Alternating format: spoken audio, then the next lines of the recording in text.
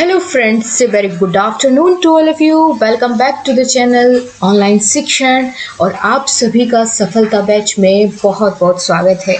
दोस्तों, एक ऊर्जा के साथ और एक पॉजिटिव एनर्जी के साथ शुरुआत करेंगे अपनी विज्ञान विषय की तीसरी क्लास की।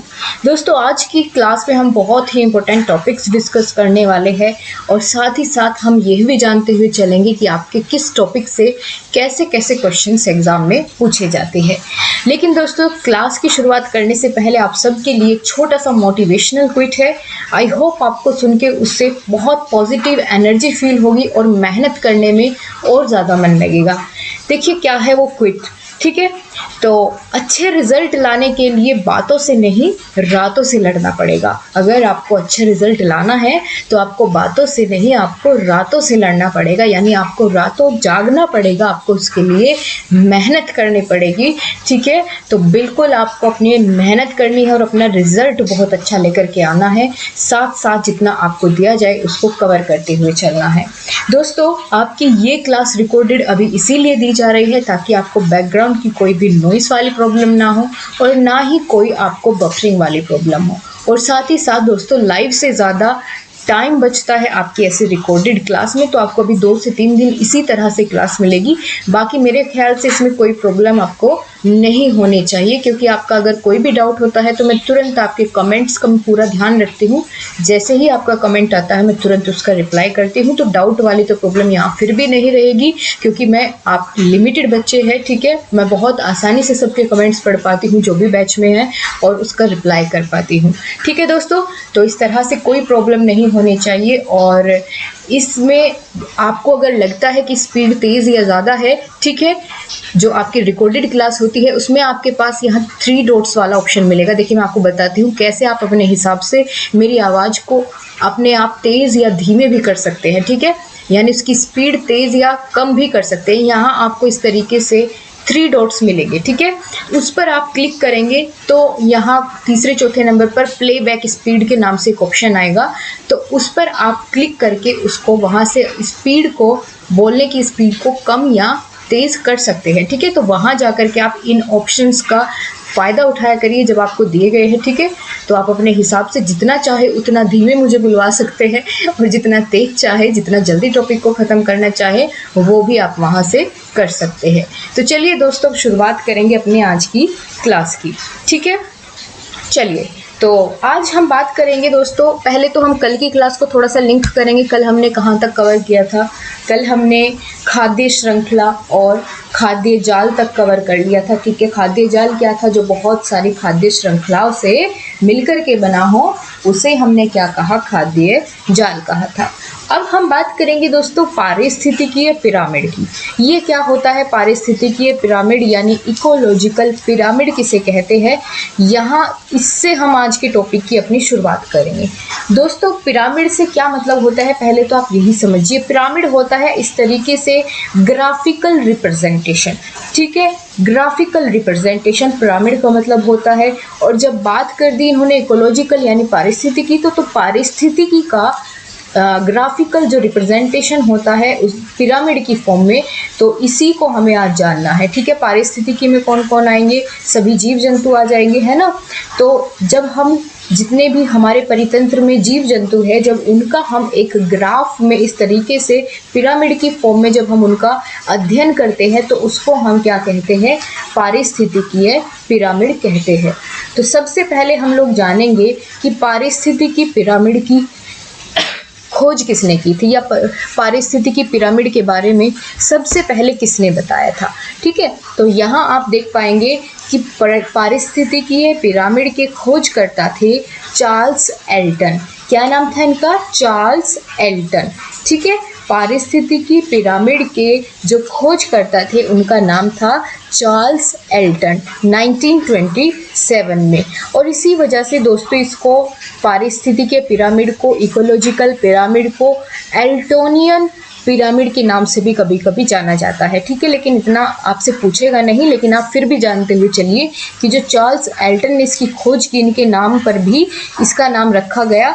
क्या नाम रखा गया? एल्टोनियन पिरामिड, ठीक है। एल्टन नाम था तो एल्टोनियन पिरामिड भी इसको कह दिया जाता है, ठीक है, 1927 में इसकी खोज हुई। दोस्तों मैं थोड़ा सा धीमा लेने की कोशिश करूंगी क्योंकि आप मुझसे किसी ने कहा था कि थोड़ा तेज़ आप बोलती है, मतलब जल्दी जल्दी बोलती है, तो मैं कोशिश करूंगी, ठीक है, थोड़ा धीरे बोलने की। तो अब हम बात करेंगे दोस्तों पिरामिड किसे कहते हैं या पारिस्थितिकी पिरामिड किसे कहते हैं, जो आपके पेपर में पूछा जाता है। दोस्तों यहाँ आप ध्यान से देखेंगे, अभी परितंत्र के समस्त जीवों को उनकी संख्या, उनके जीव भार यानी द्रव्यमान तथा ऊर्जा के आधार पर ग्राफिक प्रदर्शन को या ग्राफिक प्रेजेंटेशन करने को ही क्या कहते हैं, पिरामिड कहते हैं। ठीक है, क्या कहते हैं, पिरामिड कहते हैं, पारिस्थितिकीय पिरामिड कहते हैं। यानी हमारे परितंत्र में, हमारे इकोसिस्टम में जितने भी जीव है, जितने भी लिविंग थिंग्स है, लिविंग ऑर्गेनिज्म हैं, उन सभी को जब हम संख्या, उनके जीव भार तथा ऊर्जा के आधार पर हम उनका ग्राफिक प्रेजेंटेशन करते हैं, उसको ही हम क्या कहते हैं, पारिस्थितिकीय पिरामिड कहते हैं। अब इनका कैसे प्रदर्शन करेंगे ग्राफिकल फॉर्म में, तो अब हम एक एक करके इनके बारे में जानेंगे। जैसा कि आपने इस परिभाषा में ही देखा कि हमने किस किस आधार पर ग्राफिक प्रदर्शन किया, उनकी संख्या, उनके जीव भार और उनकी ऊर्जा के आधार पर। तो अब हमें क्या करना है, पारिस्थितिकीय पिरामिड कितने प्रकार के होते हैं, तो हमें इसकी परिभाषा में से ही इसका जवाब मिल गया क्या, कि पारिस्थितिकीय पिरामिड 3 प्रकार के होते हैं। ठीक है, पारिस्थितिकीय पिरामिड कितने प्रकार के होते हैं, 3 प्रकार के होते हैं। कौन कौन से, तो आप देख पाएंगे। सबसे पहले हमने यहाँ किसकी बात करी थी, संख्या की बात की थी। तो पहला क्या होगा, जीव संख्या का pyramid, pyramid of bio numbers. ठीक है, तो पहला प्रकार इसका क्या होगा, जीव संख्या का पिरामिड। दूसरा होगा जीव द्रव्यमान का पिरामिड, यानी पिरामिड ऑफ बायोमास। ठीक है, तीसरा प्रकार क्या होगा, यहाँ हमने देखा था ऊर्जा की बात की थी, तो ऊर्जा का पिरामिड, पिरामिड ऑफ एनर्जी। ठीक है, पिरामिड ऑफ एनर्जी। इतना आप सभी को क्लियर हुआ। अब हम जानेंगे, आपके मन में थोड़ा डाउट होगा कि ये संख्या का पिरामिड क्या है, द्रव्यमान का पिरामिड क्या है, ऊर्जा का पिरामिड क्या है, यहाँ से क्वेश्चन कैसे बनेंगे। ठीक है, तो सबसे पहले आपने जाना, अगर आपसे पूछा जाए कि पारिस्थितिकीय पिरामिड किसे कहते हैं, आप बता देंगे। पारिस्थितिकीय पिरामिड के बारे में किसने बताया, चार्ल्स एल्टन ने बताया 1927 में।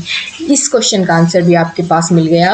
अब साथ साथ अगर पूछा जाए पारिस्थितिकीय पिरामिड को हम कितने प्रकार में विभाजित करते हैं, तो इसका आंसर भी आपके पास अब है कि 3 प्रकार से हम विभाजित करते हैं, संख्या के आधार पर, द्रव्यमान के आधार पर और ऊर्जा के आधार पर। ठीक है, इतनी बात समझ में आई। तो साथ साथ एक छोटा सा पॉइंट यहाँ हम जानेंगे, हालांकि इसके बारे में आगे बात करेंगे, लेकिन यहाँ भी थोड़ा सा एक बार इसके बारे में देख लेते हैं कि लिखा क्या है। यहाँ लिखा हुआ है कि ऊर्जा का पिरामिड कैसा होता है, सदैव सीधा होता है। अब इस सीधे होने से क्या मतलब है, ये आपको आगे समझ में आएगा। ठीक है, अब एक एक करके इनके तीनों के बारे में हम लोग जानेंगे। यहाँ आप सबसे पहले देखेंगे जीव भार पिरामिड। जीव भार पिरामिड यानी जिसको हमने इंग्लिश में अभी क्या नाम दिया था, सबसे पहले अभी हमने क्या नाम दिया था इसको, जीव भार पिरामिड को जीव द्रव्यमान पिरामिड को, द्रव्यमान कहे या भार कहे तो आपको समझ जाना है कि यहाँ पर पिरामिड ऑफ बायोमास की बात इसने सबसे पहले की है। ठीक है, तो हम अब किसके बारे में जानने वाले हैं, जीव द्रव्यमान या जीव भार पिरामिड के बारे में। ठीक है, तो किसी परितंत्र में उपस्थित सभी जीवधारियों के संपूर्ण शुष्क भार को उसका जीव भार पिरामिड कहते हैं। जीव भार पिरामिड सीधा और उल्टा दोनों तरह से हो सकता है, ये बात आपको समझने वाली है। इस यहाँ से आपसे प्रश्न पूछा जाता है कि जीव भार पिरामिड कैसा होता है, सदैव सीधा, सदैव उल्टा या सीधा एवं उल्टा दोनों। तो आपको पता होना चाहिए जो जीव भार पिरामिड होता है, जीव द्रव्यमान पिरामिड होता है, वो सीधा और उल्टा दोनों तरह से हो सकता है। ठीक है, इसके बारे में थोड़ा सा और हम जानने की कोशिश करेंगे, थोड़ा सा और एलेबोरेट करेंगे ताकि आपको ये बहुत अच्छे से समझ में आए। ठीक है, एग्जाम्पल की हेल्प से हम जानेंगे। देखिए दोस्तों, इकोसिस्टम में बहुत तरीके के पोषण पदार्थ होते हैं। ठीक है, और उन पोषण पदार्थों को सभी जीव उनको क्या करते हैं, ग्रहण करते हैं। ठीक है, और अगर बात करें यहाँ जीव भार की बात की गई है, यानी जीवों का भार कितना है, तो उसके आधार पर यहाँ हम कह सकते हैं कि इसको विभाजित किया गया है। जैसे हमने जाना था कि कौन कौन होते हैं, उत्पादक 3 तरह से होते हैं या उपभोक्ता 3 प्रकार से होते हैं। ठीक है, तो उनको एक पिरामिड की फॉर्म में हम कैसे रखेंगे, उत्पादक को, उपभोक्ता को, इन सब को। ठीक है, यही तो थे हमारे परितंत्र में, इकोसिस्टम में, ये सभी तो थे। ठीक है, तो यहाँ हमने ये देखना है, एक एग्जाम्पल की हेल्प से अगर मैं बात करूँ कि अगर हम एक स्थल के इकोसिस्टम को देखें, एक स्थलीय इकोसिस्टम को देखें, किसी रिवर का हमें नहीं देखना है, स्थल के अगर इकोसिस्टम को देखें तो हम क्या पाते हैं कि जो सबसे ज़्यादा संख्या होती है हमारे इकोसिस्टम में वो होती है हमारे पेड़ पौधों की। ठीक है, तो सबसे ज़्यादा भार इकोसिस्टम में अगर बात करें किसका होगा तो वो उत्पादक का होगा, उत्पादक यानी पेड़ पौधों का होगा। ठीक है, तो जिसका सबसे ज़्यादा भार होगा उसको हमने सबसे नीचे लिया है, जिसकी संख्या या सबसे ज़्यादा उसका भार की बात करेंगे, यहाँ संख्या की नहीं करेंगे क्योंकि संख्या की बात करते ही तो वो संख्या वाला पिरामिड हो जाएगा। ठीक है, तो हम भार की बात करेंगे, तो जिसकी संख्या ज़्यादा होगी ऑब्वियसली भार भी ज़्यादा ही होगा, ऐसे भी आप समझ सकते हैं। ठीक है, तो अगर हम एक स्थल के इकोसिस्टम को देखें, पानी की बात नहीं करनी है, स्थल की हम यहाँ बात कर रहे हैं, जल की बात नहीं कर रहे हैं, क्योंकि इस जल की बात करेंगे तो ये थोड़ा सा अलग बनेगा। ठीक है, डायग्राम अलग हो जाएगा। यहाँ हम स्थल की बात कर रहे हैं, तो स्थलीय इकोसिस्टम में अगर आप देखेंगे तो सबसे ज़्यादा किसकी संख्या होगी, उत्पादक की। ठीक है, आप देख पाएंगे कि सभी जीव जंतुओं से ज़्यादा क्या मिलेंगे आपको देखने के लिए, पेड़ पौधे मिलेंगे, है ना।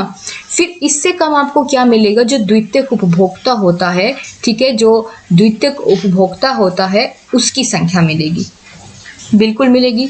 ठीक है, जो द्वितीयक उपभोक्ता होता है, फिर उसके बाद जो तृतीयक उपभोक्ता होता है उसकी संख्या आपको उससे भी कम मिलेगी, जो कि आप स्क्रीन पर अभी इस इमेज में देख पा रहे हैं। ठीक है, जो ये द्वितीयक या प्राथमिक उपभोक्ता या द्वितीयक उपभोक्ता जिस तरीके से लिखा होता है। ठीक है, ये सभी किसे खाते हैं, अपना भोजन यहाँ से लेते हैं, ये सभी अपना भोजन इनसे लेते हैं। तो आप देख पा रहे हैं कि यहाँ पर सबसे ज़्यादा आपको संख्या किसकी दिख रही है, सबसे ज़्यादा आपको दिख रही है संख्या उत्पादक की। और ये सीधा और उल्टा दोनों तरह से बन सकता है। उल्टा कैसे बनेगा, अब देखिए दोस्तों, उल्टा की अगर बात करें, आप इसकी जगह अगर एक वृक्ष का पिरामिड देखें, अगर मान लीजिए एक वृक्ष का पारिस्थितिकी तंत्र आपको देखना है, पूरे स्थल का नहीं, ये एक क्या है, पेड़ है, हमें इसका देखना है पिरामिड कैसे बनेगा। अब आप इसको समझेंगे, कैसे समझेंगे, देखिए उल्टा कैसे बनेगा। ये तो क्या आपने देखा, सीधा पिरामिड। ठीक है, ये सीधा पिरामिड था, उल्टा कैसे बनेगा, ये मान लीजिए एक पेड़ है। ठीक है, खूब बड़ा ऐसे एक, ये क्या हो गया, पेड़ हो गया। अब इस पेड़ के ऊपर क्या होगा, बहुत सारे पक्षी रहते होंगे, है ना, सबके अपने अपने यहाँ घोंसले बने होंगे, और उनमें बहुत सारे क्या होंगे, पक्षी होंगे। ठीक है, बहुत सारे यहाँ आपको पक्षी देखने को मिलेंगे। और क्या पेड़ की संख्या कितनी है, एक है।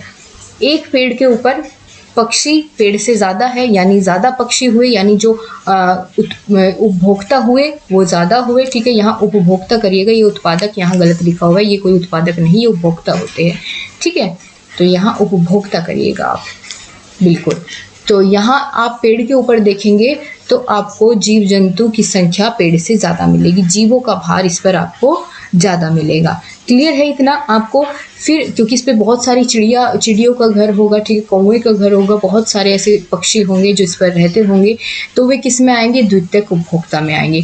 फिर इसके बाद अगर बात करें दोस्तों, इन पक्षियों से ज़्यादा संख्या इस पर छोटे छोटे कीट पतंगों, मच्छर मक्खी की होगी, जो पक्षियों से भी ज़्यादा होंगे। ठीक है, ये बात तो आप बिल्कुल मानेंगे, क्योंकि छोटे छोटे बहुत सारे कीट पतंगे होते हैं किसी एक पेड़ के ऊपर। तो आपने यहाँ देखा कि जो उत्पादक था उसकी संख्या तो एक थी, फिर उसके बाद जो हमारा द्वितीयक उपभोक्ता था, ठीक है, उसकी संख्या फिर उससे भी ज़्यादा थी। और फिर अगर बात करें दोस्तों कि जो हमारे छोटे छोटे कीट पतंगे होते हैं उनकी संख्या उससे भी ज़्यादा हुई। तो इसमें कैसा पिरामिड बनेगा, ऐसा पिरामिड बनेगा, यानी उल्टा पिरामिड बनेगा। यहाँ आपको क्या दिखाना है, यहाँ आपको ऐसे एक पेड़ दिखाना है। इसमें दूसरे वाले कॉलम में आपका क्या आएगा, यहाँ आपका चिड़िया और जो और भी पक्षी पेड़ पर रहते हैं वे सभी आ जाएंगे, तो ये पेड़ से ज़्यादा हुए। ठीक है, फिर यहाँ छोटे छोटे कीट पतंगे, कीड़ी मकोड़े, ठीक है, छोटे छोटे कीड़े, वे सभी इसमें आ जाएंगे। तो इस तरीके से आपने देखा क्या होगा, ये पिरामिड उल्टा भी बन सकता है। ठीक है, बिल्कुल क्लियर हो गया आपको। तो यही बात इसमें कही गई थी, इसकी परिभाषा जब बताई कि ये सीधा और उल्टा दोनों तरह से बन सकता है। अब इसी की जगह आप कहे कि क्या हम स्थल का ही पिरामिड ले सकते हैं? नहीं, हम जल का भी ले सकते हैं। मान लीजिए अगर हम एक तालाब का पिरामिड बनाएं, ठीक है, हम किसी का भी बना सकते हैं। हम अब मान लेते हैं अब जल का पिरामिड बनाते हैं, तो आपने देख लिया कि भाई स्थल का कैसे बनाएं, और अगर एक पेड़ का पिरामिड बनाना है तो हमें कैसे बनाएं। अब मान लेते हैं यहाँ पर आपका एक तालाब है, ठीक है। अब तालाब का पिरामिड सीधा बनेगा या उल्टा, आपको ये यहाँ पर देखना है। ठीक है, एक तालाब हुआ, इस तालाब के अंदर बहुत सारे क्या मिलेंगे, शैवाल मिलेंगे, उत्पादक मिलेंगे। ठीक है, क्या मिलेंगे, शैवाल मिलेंगे, नील हरित शैवाल मिलेंगे आपको ऐसे। फिर उसमें आपको कुछ छोटे छोटे शाकाहारी मछलियाँ भी मिलेगी जो इन शैवालों को खाती होंगी। ठीक है, ऐसी भी मछलियाँ मिलेंगी। और फिर उसके बाद आप देखेंगे, फिर इसके बाद यहाँ बहुत सारी मांसाहारी और बड़ी मछलियाँ भी मिलेगी जो कि संख्या में सबसे ज़्यादा होंगी। ठीक है, तो यहाँ अगर हम इसका पिरामिड बनाएंगे तो इसका पिरामिड भी ऐसे उल्टा बनेगा कि यहाँ आपका तालाब हो गया, इसमें फिर आपका नील हरित शैवाल हो गए, फिर उससे ज़्यादा संख्या किसकी है, शाकाहारी मछलियों की है जो कि इनको खाती है। ठीक है, फिर उसके बाद यहाँ मांसाहारी मछलियाँ हैं, जो बड़ी मछलियाँ हैं उनकी संख्या उससे भी ज़्यादा है। तो इस तरीके से इसका एक पिरामिड बन करके तैयार हो जाएगा। क्लियर हुआ आप सभी को? ठीक है, ये हमने किसका, द्रव्यमान का या जीव भार का पिरामिड हमने जान लिया कि सीधा और उल्टा दोनों तरह से बन सकता है। ठीक है, अब क्वेश्चन कैसे बनेगा, आपको पिरामिड तो खैर नहीं देगा बनाने के लिए, तो सिर्फ समझाने के लिए था। आपसे बस ये पूछेगा कि जीव भार का, जीव द्रव्यमान का पिरामिड कैसा बनता है, आप बताएंगे सीधा और उल्टा दोनों होता है। क्लियर? अब आगे बढ़ेंगे हम दोस्तों, आगे बढ़ेंगे। अब हम देखेंगे जीव संख्या का पिरामिड। अब हमें क्या देखना है, जीव संख्या का पिरामिड देखना है। तो यहाँ लिखा हुआ है क्या, सबसे पहले तो यहीं से जानेंगे, किसी परितंत्र में उपस्थित सभी जीवधारियों की संख्या को जीव संख्या का पिरामिड कहते हैं। यानी हमारे परितंत्र में जितने भी जीव उपस्थित हैं उन सभी की संख्या को अगर हम एक पिरामिड में दर्शाए तो वो जीव संख्या पिरामिड हो जाएगा। So simple. अब इसमें समझने वाली बात एक और फिर से यहाँ आ जाती है कि जो जीव संख्या वाला पिरामिड है ये भी सीधा और उल्टा दोनों तरह से बन सकता है। तो ये एक कॉमन बात हुई, जैसा कि जीव भार पिरामिड में था, जीव भार पिरामिड भी सीधा और उल्टा दोनों तरह से बन सकता था। और जीव संख्या का पिरामिड भी कैसा बन पाएगा, सीधा और उल्टा दोनों तरह से ये पिरामिड बन सकता है। ठीक है, जीव संख्या पिरामिड या पिरामिड ऑफ नंबर्स हम इसको बोलते हैं। अब इसका एग्जाम्पल लेते हैं। ठीक है, एग्जाम्पल से समझेंगे, पिरामिड बना करके देखेंगे। कौन सा, इतनी जल्दी नहीं है, हमको समझना है, बस चीज़ें समझ में आनी चाहिए। ठीक है, तो एग्जाम्पल से हम समझेंगे कि जैसे हम मान लेते हैं कि आपके इकोसिस्टम में सबसे ज़्यादा अगर बात करें संख्या किसकी होती है तो उत्पादक की होती है। सबसे ज़्यादा संख्या किसकी होगी, आपके उत्पादक की होगी। ठीक है, उत्पादक की होगी। यानी उत्पादक में कौन आते हैं, अब तो आपको ये चीज़ें क्लियर हो गई होगी क्योंकि ये तो हम पहली क्लास में जानते हैं कौन उत्पादक है कौन उपभोक्ता है। ठीक है, यानी पेड़ पौधे होंगे। फिर पौधों की संख्या सबसे अधिक हो गई। फिर उसके बाद कौन आता था, प्रथम उपभोक्ता आता था जो कि शाकाहारी था। ठीक है, तो जितने भी शाकाहारी जीव जंतु होंगे उनकी संख्या क्या होगी, कम होगी। किससे, आपके उत्पादक से। ठीक है, जब ही तो वो अपने आप को सरवाइव कर पाएंगे जब इनकी संख्या इससे कम होगी, है ना, नहीं तो खाने की वो लाले पड़ जाएंगे। तो आप कह सकते हैं कि जो यहाँ पर प्राथमिक उपभोक्ता आएंगे, ठीक है, प्राइमरी कंज्यूमर आएंगे या प्राथमिक उपभोक्ता आएंगे, उनकी संख्या क्या होगी, उत्पादक से कम होगी। यानी पेड़ पौधों से क्या होगी, कम होगी। फिर इसके बाद कौन आता था, प्राथमिक उपभोक्ता के बाद आता था आपका सेकेंडरी कंज्यूमर। ठीक है, सेकेंडरी कंज्यूमर।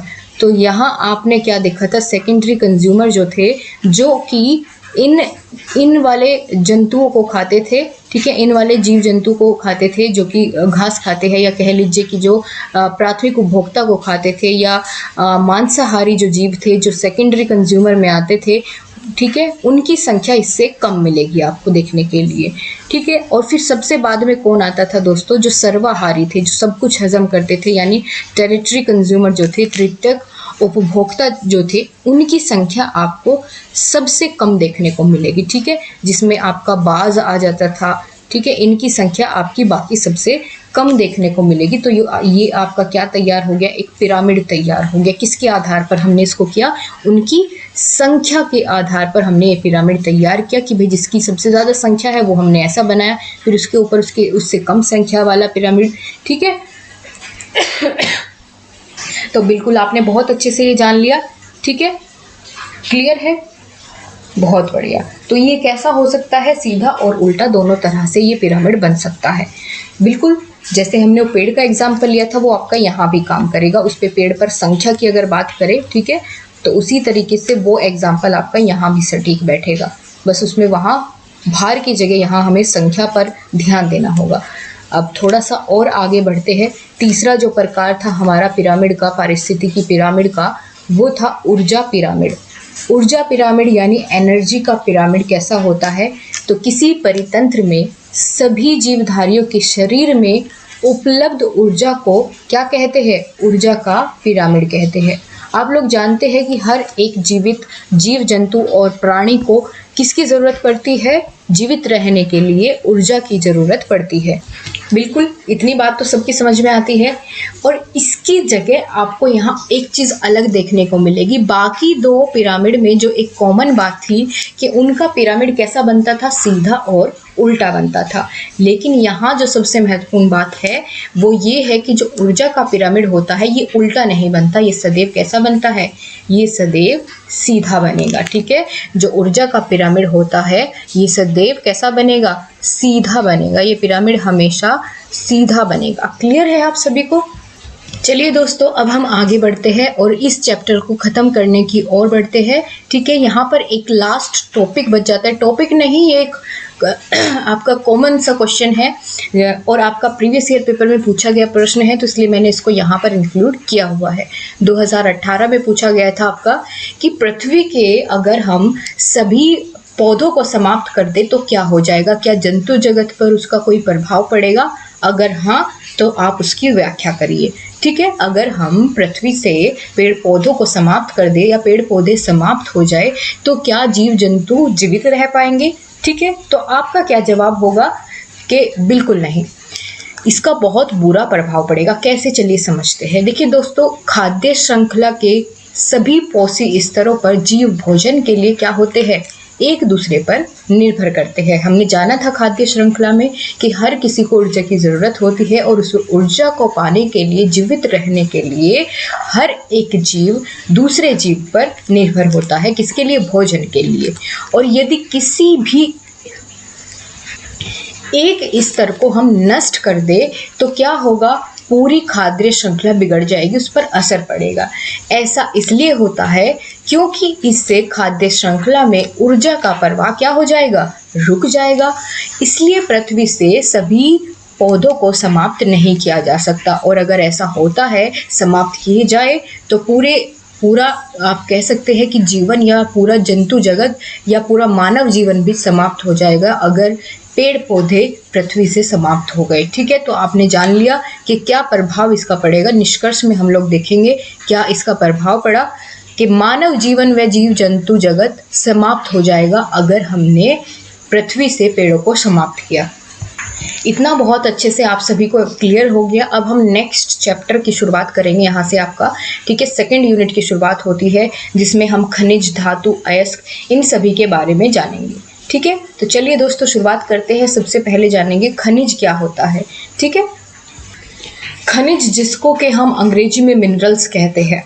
तो खनिज, जो खनिज शब्द है इसका अगर अर्थ जानने की कोशिश करें तो खनिज शब्द दो शब्दों के मेल से बना होता है, खनि जमा ज। खनि का मतलब खान, ठीक है, इसका मतलब क्या होता है, खान, और जा से जन्मा या निकाला गया, ठीक है। जन्मा, यानी जो हमें खान से उपलब्ध हो वो सभी धातुओं के यौगिक क्या कहलाएंगे? खनिज कहलाएंगे। ठीक है, मिनरल्स कहलाएंगे। क्लियर है आप सभी को? क्या कहा कि धातुओं के वे यौगिक जिनमें धातुओं की मात्रा पाई जाए या जो भूपर्पटी में पाए जाए, उन सभी को हम क्या कहेंगे? खनिज कहेंगे, जो खान से खोदकर निकाले जाए। ठीक है, यहाँ आपको बताया गया है खनिज एक ऐसे भौतिक पदार्थ है जो खान से खोदकर निकाले जाते हैं। कुछ उपयोगी खनिजों के नाम जैसे लोहा हो गया, अभ्रक हो गया, कोयला हो गया। ठीक है, ये सभी कैसी है? खनिज है। अब आगे हम बात करेंगे और एग्जाम्पल आप देख सकते हैं, बॉक्साइट, नमक, जस्ता, चूना। ठीक है, चूना पत्थर, ये सभी क्या होते हैं? खनिज होते हैं। यानी जो पदार्थ प्रकृति में या प्राकृतिक रूप से उपलब्ध होते हैं, जिसकी एक निश्चित आंतरिक संरचना होती है, उसको हम खनिज कहते हैं। अब खनिज के भी दोस्तों प्रकार होते हैं। कौन कौन से होते हैं खनिज के प्रकार? तो खनिज के मुख्य रूप से 3 प्रकार होते हैं। पहला धात्विक खनिज, अधात्विक खनिज और ऊर्जा खनिज। खनिजों के 3 प्रकार कौन कौन से हैं? धात्विक खनिज, अधात्विक खनिज और ऊर्जा खनिज। कौन कौन से हैं? तीनों के नाम आपको ध्यान होने चाहिए। खनिजों के 3 प्रकार होते हैं। पहला धात्विक खनिज, अधात्विक खनिज और ऊर्जा खनिज। अब आगे बढ़ते हैं, एक एक करके इन तीनों के बारे में जानेंगे। धात्विक खनिज कौन से होते हैं, अधात्विक कौन से होते हैं। ठीक है, तो सबसे पहले हम बात करेंगे दोस्तों धात्विक खनिज की। ठीक है, धात्विक खनिज किसे कहते हैं? दोस्तों जिन खनिजों में अयस्क की खुदाई में से निकलकर शुद्ध धातु के पश्चात जो धातु प्राप्त होती है, या कह लीजिए जिनमें धातु की मात्रा अधिक होती है, ठीक है, और जो मूल रूप से कठोर होते हैं, उनको हम क्या कहते हैं? उन खनिजों को क्या कहते हैं? धात्विक खनिज कहते हैं। जो मूल रूप से कठोर हो, ठीक है, निकलते तो ये भी खुदाई से है खनिज, क्योंकि भूपर्पटी में पाए जाते हैं, और जिसमें धातु के गुण पाए जाए, धातु के गुण जैसे कि कठोर हो, ठीक है, उसमें चमक हो, तो वो सभी खनिज क्या कहलाएंगे? आपके धात्विक खनिज कहलाएंगे। फॉर एग्जाम्पल लौह अयस्क, निकल, कोबाल्ट और मैग्नीज, ये सभी क्या है? आपके धात्विक खनिज है। ठीक है, बिल्कुल। अब हम जानेंगे अधात्विक खनिज कौन से होते हैं। दोस्तों वे खनिज जो खुदाई से निकलने के बाद और शुद्ध करने के बाद जो उनसे आप कहते हैं कि जो उनका मटेरियल निकल के आता है, प्योर खनिज जो हमें प्राप्त होता है, अगर वो अधातु के रूप में प्राप्त हो, यानी जिसमें धातु के गुण ना पाए जाए, यानी उसमें धातु के गुण ना पाए जाए, उसको हम क्या कहेंगे? अधात्विक खनिज कहेंगे। आपके पेपर में यहाँ से धात्विक खनिज और अधात्विक खनिज, या धातु या अधातु भी आप इसको बोल सकते हैं, इन दोनों के बीच में अंतर पूछा जाता है। तो इनको मैं अभी थोड़ा और आगे बढ़ूंगी और एक्सप्लेन करूंगी इन दोनों के बीच में क्या डिफरेंस है, धात्विक खनिज और अधात्विक के बीच में अंतर क्या है बेसिकली। ठीक है, धातु अधातु में अंतर क्या है, वही ये आपको आगे देखने को मिलेगा टेबल की फॉर्म में, तो वहाँ हम इसको बहुत अच्छे से जानेंगे। ठीक है, अभी आप मोटा मोटा से जानते हुए चलिए। ठीक है, अधातु कौन कौन से होते हैं? जैसे अभ्रक हो गया, ग्रेनाइट हो गया, सल्फर हो गया, पोटाश हो गया और लवण, ये सभी अधात्विक खनिज होते हैं। तीसरा प्रकार जिसके बारे में हमने जाना, जिसको हमने कहा ऊर्जा खनिज। ठीक है, ये हमारा तीसरा प्रकार था, किसका? खनिज का। तो ऊर्जा खनिज कौन से होंगे? जिन खनिज पदार्थों से ऊर्जा प्राप्त होती है, उन खनिजों को हम क्या कहते हैं? ऊर्जा खनिज कहते हैं। सो सिंपल सी परिभाषा क्या कि भाई जिन पदार्थों से ऊर्जा प्राप्त होगी उन्हें ऊर्जा खनिज कहेंगे। जिन खनिजों से धातु प्राप्त होगी उन्हें धात्विक खनिज कहेंगे। जिन खनिजों से अधातु प्राप्त होगी उन्हें अधात्विक खनिज कहेंगे। ऐसे आप इन तीनों की परिभाषा लिख सकते हैं। उदाहरण देखेंगे, उदाहरण क्या क्या होंगे इसके, जैसे कोयला, पेट्रोलियम और प्राकृतिक गैस। ठीक है, आपका कोयला, पेट्रोलियम और प्राकृतिक गैस किसके उदाहरण हैं? खनिज, ऊर्जा खनिज के उदाहरण हैं।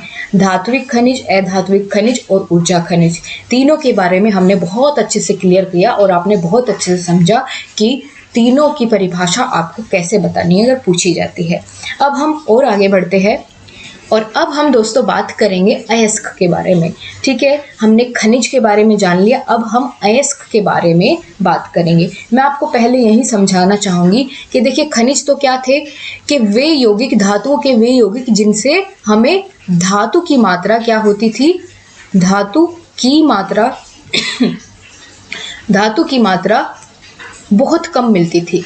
ठीक है, बहुत कम होती थी उनके अंदर, खनिजों के अंदर। यहाँ मैं लिख लेती हूँ, ठीक है, डिफरेंस लिखेंगे यहाँ पर हम, तो आपको दोनों क्लियर हो जाएगा। हमें आगे इसकी परिभाषा देखने की ज़रूरत नहीं पड़ेगी, मैं आपको यहीं बता देती हूँ। तो अयस्क और खनिज के बीच में आपको कोई कन्फ्यूज़न ना रहे, तो हम पहले इसका क्या करेंगे, अंतर जान लेंगे। ठीक है, यहाँ हम जानेंगे खनिज के बारे में, यहाँ हम जानेंगे अयस्क के बारे में। खनिज मैंने आपको बताया 3 प्रकार का होता है। किसे कहते हैं खनिज? तो धातुओं के वे यौगिक, धातुओं के यौगिक या वे यौगिक जिनमें धातु की मात्रा, जिनमें धातु की मात्रा क्या होती है, बहुत कम मिलती है। ठीक है, बहुत कम होती है, उनको हम क्या कहेंगे, खनिज कहेंगे। ठीक है, कम क्यों होगी? क्योंकि इन जो यौगिक है ये धातुओं के, इनमें ये बहुत ज़्यादा इम्प्योरिटीज़ वाले होते हैं, यानी धातुओं के साथ साथ बहुत ज़्यादा मिट्टी और बहुत सारी अलग अलग अशुद्धियाँ मिलती है। ठीक है, तो इस तरह से हमने जान लिया खनिज क्या होते हैं। क्या होंगे कि धातुओं के वे यौगिक जिनमें धातु की मात्रा तो बहुत कम, लेकिन अशुद्धियों की मात्रा बहुत ज़्यादा होती है इसमें, और धातुएं बहुत कम होती है, उसे हम खनिज कहते हैं।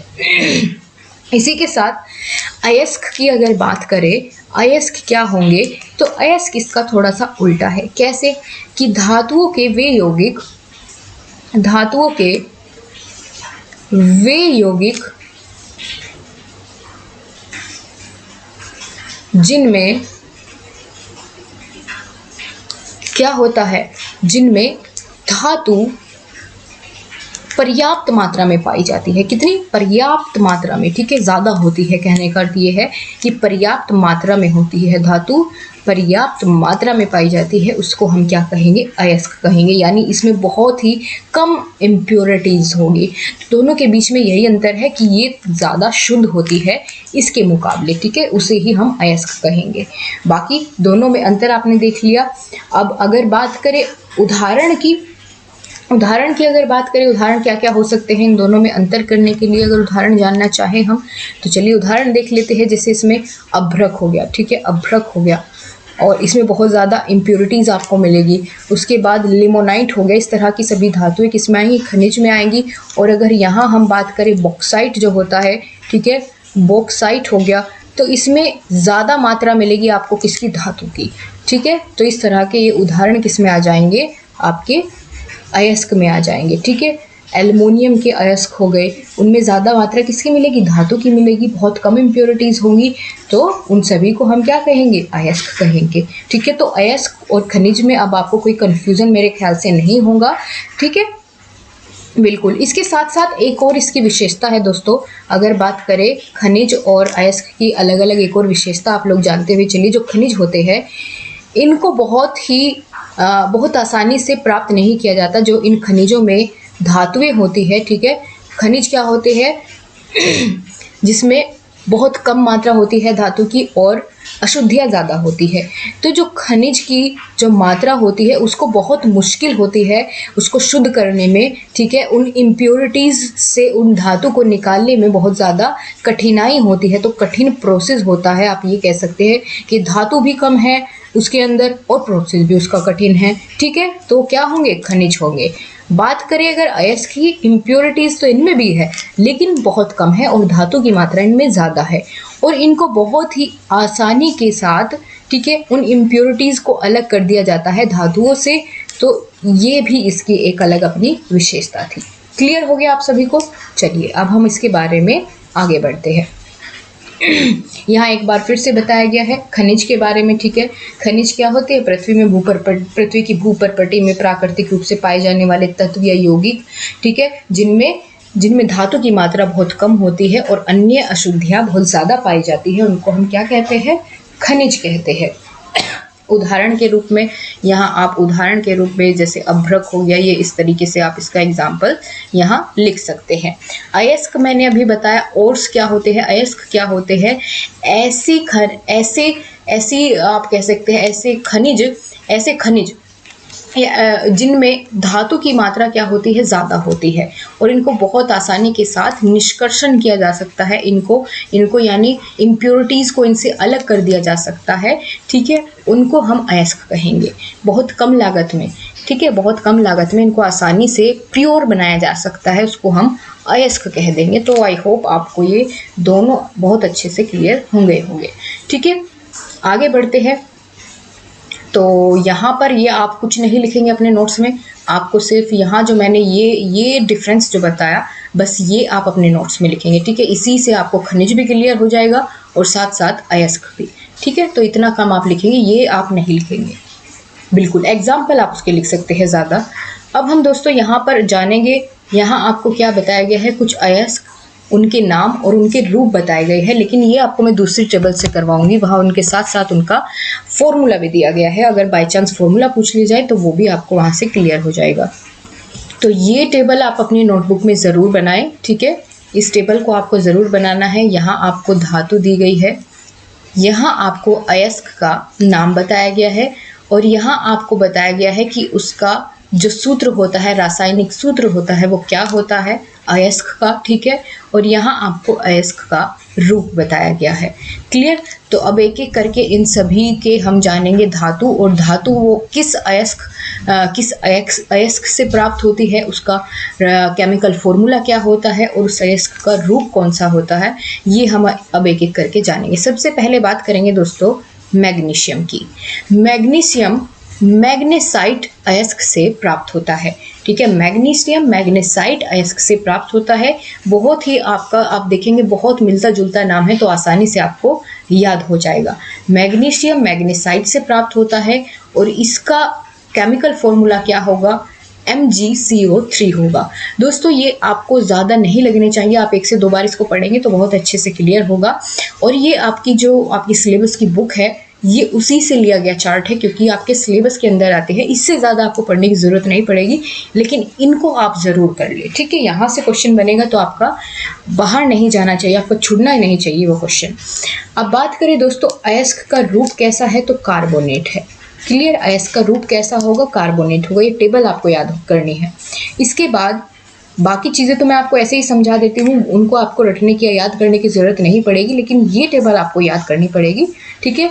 जिंक धातु कैलेमाइन अयस्क से प्राप्त होती है। जो जिंक धातु है वो कैलेमाइन अयस्क से प्राप्त होती है और इसका जो रासायनिक सूत्र है वो क्या होगा? ZnCO3 होगा, ठीक है। ZnCO3 होगा। ये केमिकल फॉर्मूला आपको याद रखना है। और अयस्क का रूप क्या है? कार्बोनेट है। क्या है? कार्बोनेट है। इसका भी कार्बोनेट था, मैग्नीशियम का भी, और जिंक का भी कैसा था? कार्बोनेट था। इसके बाद जो तीसरी बारी आती है ये है आपका लेड, ठीक है। लेड ये किस अयस्क से प्राप्त होता है? तो ये गैलेना अयस्क से प्राप्त होता है, गैलेना नामक अयस्क से प्राप्त होता है। और लेड का आप अगर बात करें केमिकल फॉर्मूला क्या होता है, तो PbS होता है। अयस्क का रूप क्या होता है? तो ये सल्फाइड होता है। कैसा? सल्फाइड होता है। आगे बात करें दोस्तों, अगली धातु है कॉपर। कॉपर का अयस्क का नाम है कॉपर ग्लांस। तो आपको बहुत मिलता जुलता नाम है, बहुत आसानी से याद हो जाएगा, ठीक है। मैग्नीशियम का मैग्नेसाइट, कॉपर का क्या होगा? कॉपर ग्लांस, ठीक है। कॉपर ग्लांस, तो ये बहुत आसानी से आपको याद हो जाएगा। केमिकल फॉर्मूला क्या होगा? Cu2S। और अयस्क का रूप क्या होगा? तो सल्फाइड होगा, ठीक है। देखिए ये भी सल्फाइड था और ये भी सल्फाइड था, ये भी कार्बोनेट था और इसका भी रूप कार्बोनेट था। तो ये आपको कॉमन मिलेगा यहाँ पर।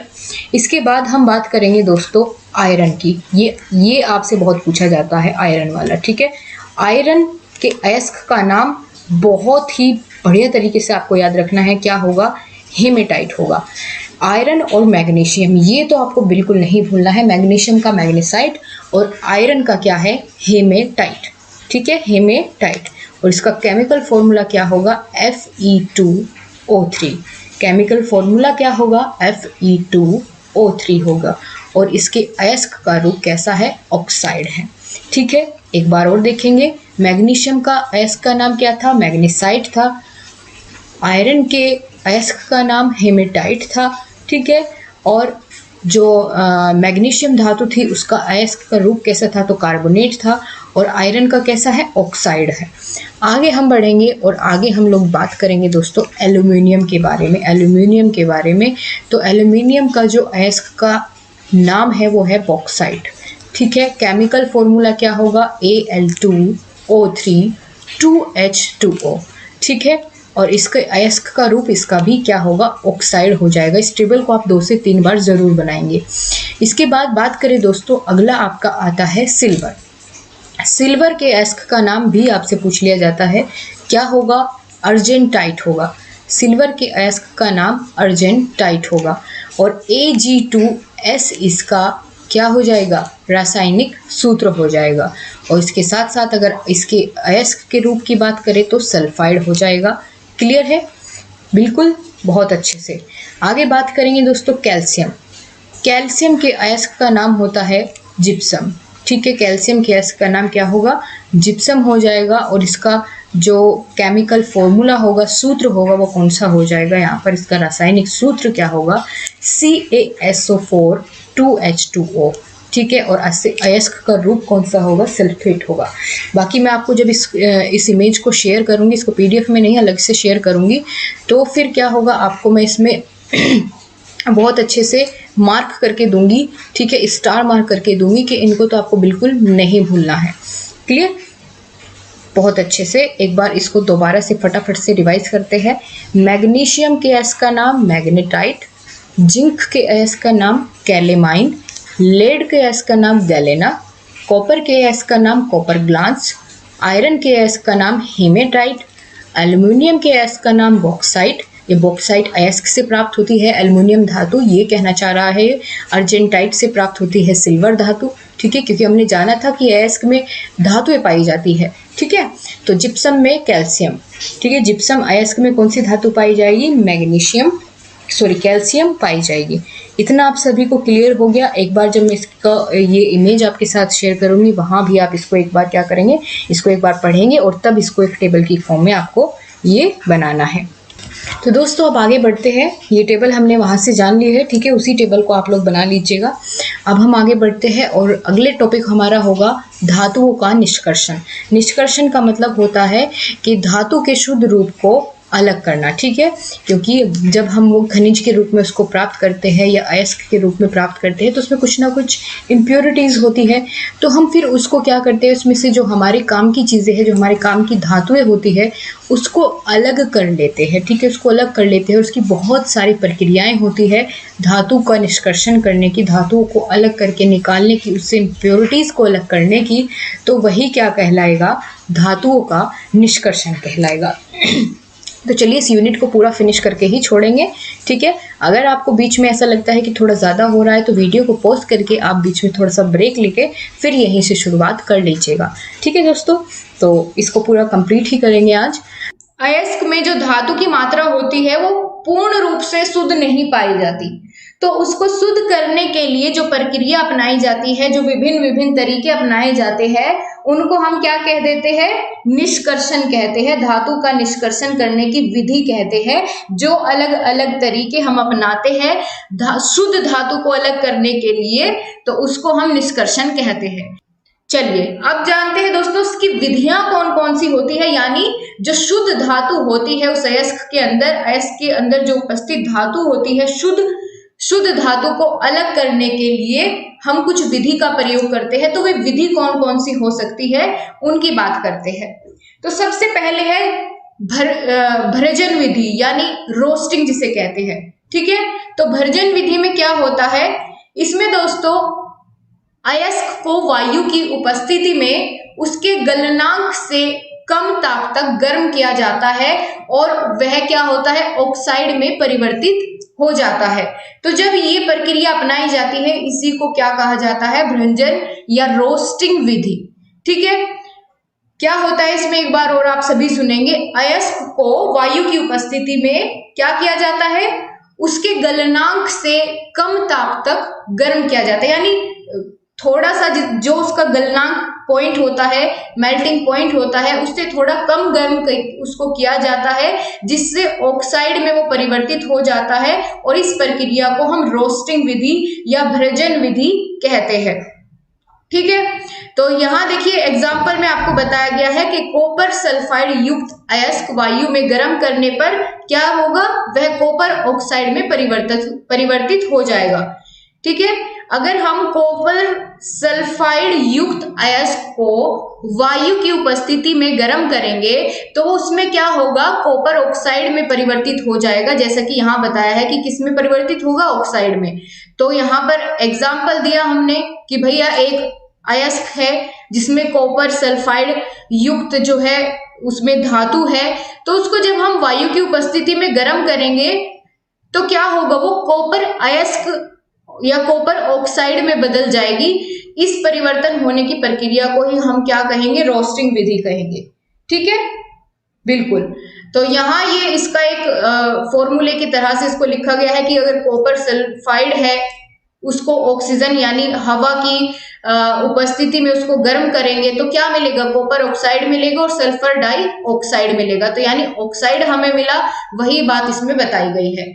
तो यहाँ एक और चीज आप लोग नोट करेंगे कि अयस्क से धातु का निष्कर्षण करने की जो प्रक्रिया होती है उसको धातुकर्म कहते हैं। वही चीज यहाँ पर लिखी गई है कि अयस्क से अशुद्धियों को दूर करके जो उससे शुद्ध धातु होती है उसकी मात्रा को अलग करने की प्रक्रिया निष्कर्षण या धातुकर्म कहलाती है। वो हमने अभी ऊपर जान लिया है। तो पहली विधि कौन सी जानी हमने, रोस्टिंग विधि। ठीक है, रोस्टिंग विधि की हमने बात कर ली, रोस्टिंग मेथड की हमने बात कर ली। अब दूसरा जो तरीका होता है अगर उसकी बात करूं तो अयस्क का सांद्रण 3 विधियों से किया जाता है। सांद्रण का मतलब क्या होता है, सांद्रण का मतलब भी दोस्तों वही होती है क्या, कि अशुद्धियों को अलग करने की विधि सांद्रण कहलाती है। देखिए यहाँ पर बताया गया है कि अयस्क का सांद्रण क्या होता है। सांद्रण का मतलब, थोड़ा सा वर्ड ऐसा है लेकिन आपको समझना है, थोड़ा ध्यान से समझना है तो गलतियां आपसे फिर नहीं होगी। अयस्क से अशुद्धियों को पृथक, यानी पृथक का मतलब होता है अलग करना, अलग करने की विधि को क्या कहते हैं, सांद्रण कहते हैं। ठीक है, अयस्क में से जितनी अशुद्धि होती है उनको अलग करने की विधि सांद्रण कहलाती है। तो ये सांद्रण की 3 विधि होती है। कौन कौन सी, पहली है गुरुत्वीय पृथक्करण विधि। पृथक का मतलब मैंने आपको बता दिया, बताने की जरूरत नहीं पड़ेगी। पृथक्करण मतलब अलग करना। ठीक है, गुरुत्वीय पृथक्करण विधि, यानी यहाँ पर आपका बात की जाए तो यहाँ पर आपका ग्रेविटेशनल फोर्स का प्रयोग किया जाएगा इसमें, और तब उस फोर्स का प्रयोग करके क्या करेंगे, उसको जितने भी उसमें अशुद्धियां हैं उसको अलग किया जाएगा। आगे मैं आपको बताऊंगी, तो अभी आपको सिर्फ नाम ध्यान रखने हैं। ठीक है, सिर्फ नाम ध्यान रखने हैं यहाँ पर आपको। आगे बात करें, दूसरा क्या है, चुंबकीय पृथक्करण विधि। कौन सी, चुंबकीय पृथक्करण विधि। इसमें हम मैग्नेट का यूज करेंगे, यानी मैग्नेट को अलग करने का काम करेंगे। आगे आपको एग्जाम्पल के थ्रू मैं आपको समझाऊंगी, तो बिल्कुल आपने इस बात के को लेकर के परेशान नहीं होना है कि इसका नाम कैसा है, ये कैसी विधि है। ठीक है, तीसरा है फेन प्लवन विधि। तो ये 3 विधि है जिनके बारे में अब हम जानेंगे। ये तीनों सांद्रण की विधियां है। ठीक है, ये तीनों किसकी विधियां है, सांद्रण की विधि है। यानी इन तीनों की मदद से हम जो भी अशुद्धियां होती है अयस्क के अंतर्गत उनको अलग करेंगे। तो सबसे पहले हम पढ़ेंगे अब गुरुत्वीय पृथक्करण विधि के बारे में, कैसे काम करेगी विधि। ठीक है, इस पर हम बात करेंगे।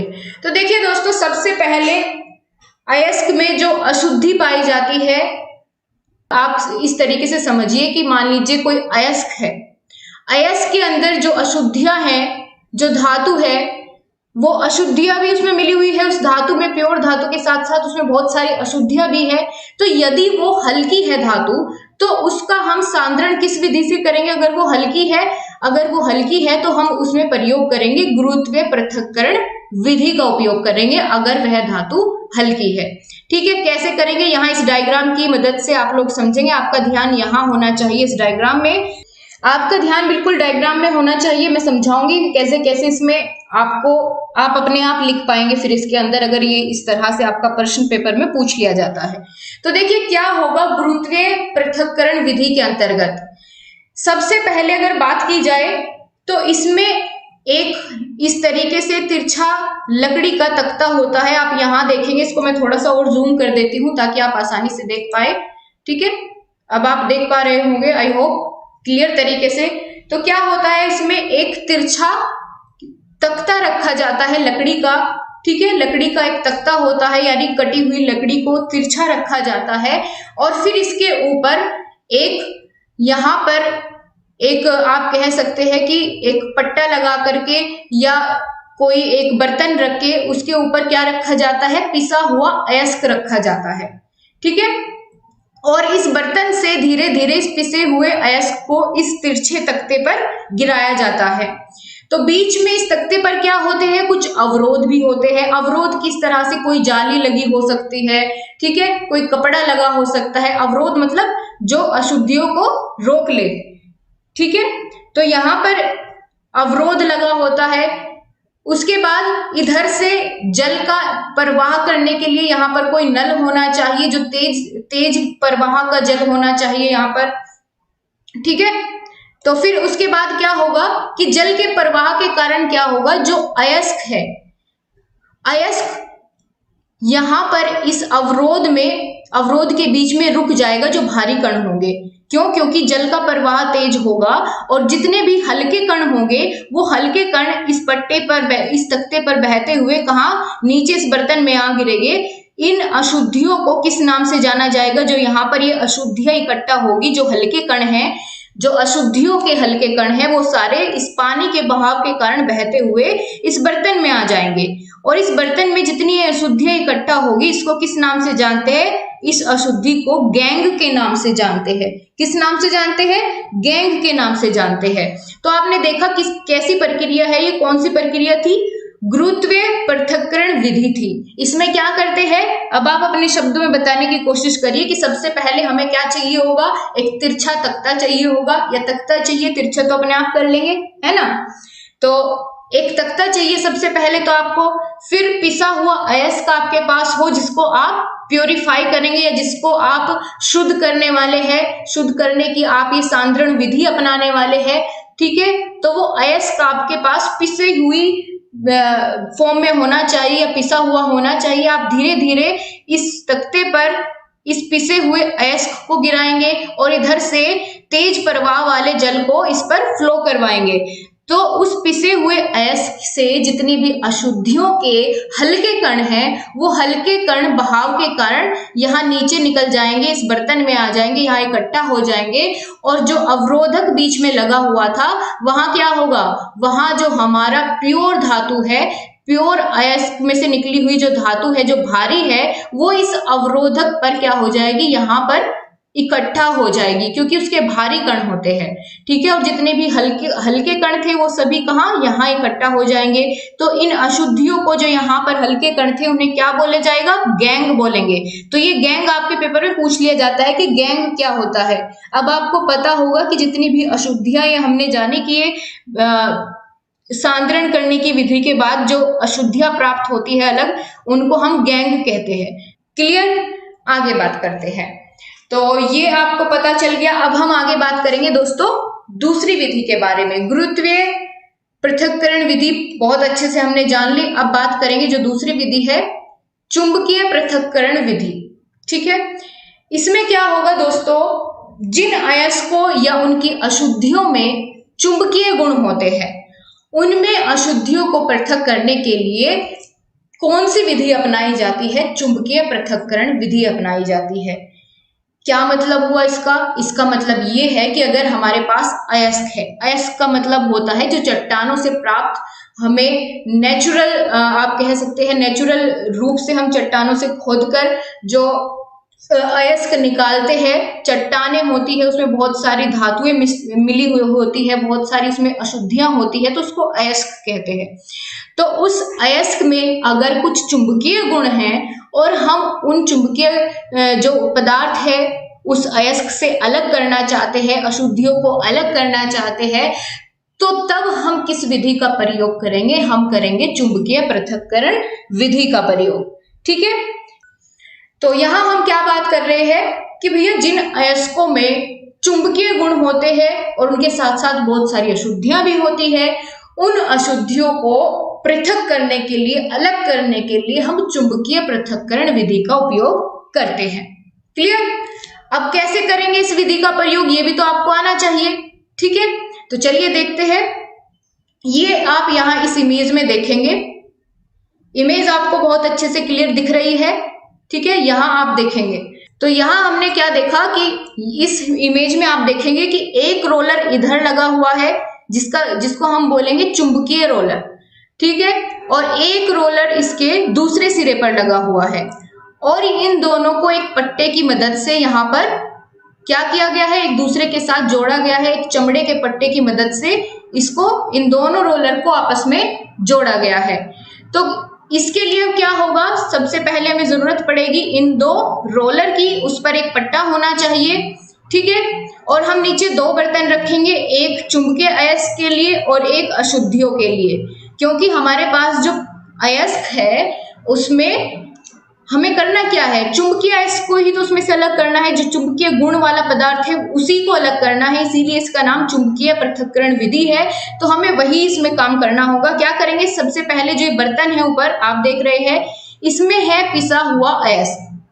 ठीक, पिसा हुआ अयस्क है, तो जब हम इन रोलर को घुमाएंगे जिन पर कि ये पट्टा लगा हुआ है, तो इसको घुमाने के बाद हम इस पिसे हुए अयस्क को थोड़ा थोड़ा करके इस पट्टे पर छोड़ेंगे। ठीक है, पट्टे पर इस अयस्क को डालेंगे थोड़ा थोड़ा करके, तो इसके डालने पर ये पट्टा चलेगा और इधर चुंबकीय रोलर के पास घूमते हुए इधर वापस से जाएगा।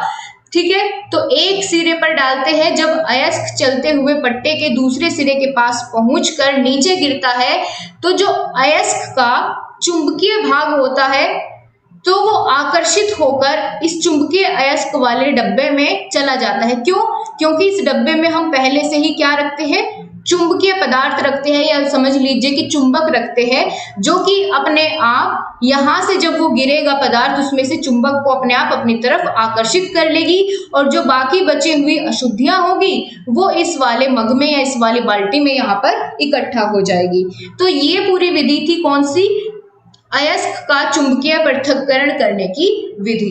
क्लियर हुआ आपको कैसे क्या हुआ इसमें हमारे पास दो रोलर थे जिनमें हमने एक चमड़े का पट्टा चढ़ाया, उसके बाद एक बर्तन में पिसा हुआ अयस्क लिया और इस पट्टे पर हमने उस अयस्क को डाला। तो जैसे ही पट्टा चलकर इधर चुंबकीय रोलर के पास पहुंचा, तो जब यहाँ से वो पिसा हुआ अयस्क नीचे गिरेगा तो इधर वाली जो बाल्टी है इसमें रखा है चुंबकीय पदार्थ या चुंबक रखी है, तो जब यहाँ से वो पिसा हुआ पदार्थ नीचे गिरेगा तो उसमें जो भी चुंबक के गुण होंगे वो एक इधर वाली जो हमारा मग है, बाल्टी है जिसमें चुंबक रखी है, वो अपनी तरफ उसको आकर्षित कर लेगा। ठीक है, तो यानी चुंबक के उसमें जितने भी पदार्थ होंगे उस अशुद्धि से अलग होकर यहाँ इकट्ठा हो जाएंगे और यहाँ हमें हमारे जो चुंबकीय अयस्क है वो प्राप्त हो जाएगा और इधर इकट्ठा हो जाएगी जितनी भी अशुद्धियां थी। तो ये पूरा प्रोसेस था चुंबकीय पृथक्करण विधि का।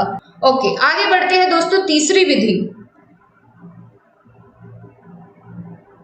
विधि की बात करेंगे जिसका नाम है फेन प्लवन विधि। ठीक है, क्या नाम है, फेन प्लवन विधि। इसमें क्या होगा, देखिए सबसे पहले तो आप ये समझिए फेन का मतलब क्या होता है। फेन का मतलब क्या होता है दोस्तों, झाग होता है। ठीक है, झाग होता है फेन का मतलब, फेना ही लेना, इस तरीके से फेन। ठीक है, फेन का मतलब वो झाग होता है। तो आगे बात करेंगे क्या होता है इसमें। सल्फाइड अयस्क का सांद्रण फेन प्लवन विधि द्वारा किया जाता है। आपसे एमसीक्यू में पूछ लिया जाए कि इन जो ऑप्शन दिए गए हैं इनमें से किस अयस्क का सांद्रण फेन प्लवन विधि द्वारा किया जाता है? तो आप क्या चुनेंगे? सल्फाइड अयस्क का सांद्रण फेन प्लवन विधि से किया जाता है। कैसे करेंगे? तो बिल्कुल इमेज पर आपकी नजरें जमी होनी चाहिए, कैसे कैसे करेंगे पूरा प्रोसेस अब देखेंगे। सबसे पहले दोस्तों एक बड़ी हौज में बारीक पिसे हुए अयस्क को जल के साथ मिश्रित करके उसमें डालना है। ठीक है, ये एक बड़ी हौज है, इसके अंतर्गत क्या है? जल भरा हुआ है, पानी भरा हुआ है और बारीक पिसा हुआ अयस्क भी इसके अंदर भरा हुआ है। ठीक है, अब इस मिश्रण को जो हमने इसमें अयस्क और जल का मिश्रण तैयार किया है उसको हम कृदम के नाम से जानते हैं, या आप इंग्लिश में कह सकते हैं इसको कि इसको हम सेल्यूरी के नाम से जानते हैं। अब हम बात करेंगे दोस्तों इसमें क्या करना होता है। सबसे पहले एक बड़ी हौज में क्या है? जल है और उसी के साथ अयस्क मिला हुआ है। उसके बाद उसमें चीड़ का तेल डालते हैं, इसी के अंदर क्या करते हैं? चीड़ का तेल, और उसके बाद चीड़ के तेल से सल्फाइड अयस्क और गैंग को जल द्वारा गीला किया जाता है। ठीक है, सबसे पहले इसमें चीड़ का तेल और अयस्क मिला हुआ है, फिर उसमें जल डाल देते हैं जिससे वो पूरा गीला हो जाएगा। इस कृदम में जब तीव्र गति से वायु प्रवाहित की जाती है, यहां से आप देख रहे हैं एक वायु का पंप लगा है जिसमें को हवा आएगी बाहर से, तो इसमें बहुत तेज गति के साथ क्या किया जाएगा? हवा प्रवाहित की जाएगी, वायु प्रवाहित की जाएगी। उससे क्या होगा? उसके फलस्वरूप तेल से चिपककर जो अयस्क के हल्के कण हैं जिनमें सल्फाइड है वो क्या होगा? वो हल्के कण इधर अलग एक कंटेनर में चले जाएंगे और इनसे अलग हो जाएंगे। ठीक है, तो उसके बाद क्या होगा? जो ऊपर उठकर टैंक की ऊपरी सतह पर आकर मल फेन या मैल झाग के रूप में तैरने लगते हैं। इस अशुद्धियों के कण भारी होते हैं, अतः जल में डूबकर टैंक के तल में एकत्रित हो जाते हैं। क्या कहा गया है इसमें ये कहा गया है कि जब इसमें चीड़ का तेल मिला हुआ है और अयस्क मिला हुआ है, फिर उसके बाद इसमें जल डाल देते हैं, एक घोल तैयार करते हैं। ठीक, घोल तैयार हो गया, उसके बाद हम इसमें एक वायु का पंप लगाएंगे और उसमें बहुत तेज गति के साथ इसमें क्या करेंगे? वायु का प्रवाह इसमें करेंगे। उसके बाद क्या होगा कि जैसे ही इसमें बहुत तेजी के साथ वायु का प्रवाह होगा तो इसमें झाग बन जाएंगे। ठीक है, फेन बन जाएंगे उस अयस्क के जो मिलकर के तैयार हुआ था, जिसमें पानी, चीड़ का तेल और अयस्क मिला हुआ था। तो उसमें जो हल्के कण हैं वे हल्के कण तेल के साथ मिलकर के उस पानी के ऊपर तैरने लगेंगे, झाग के रूप में बन जाएंगे और उस पानी के ऊपर तैरने लगेंगे।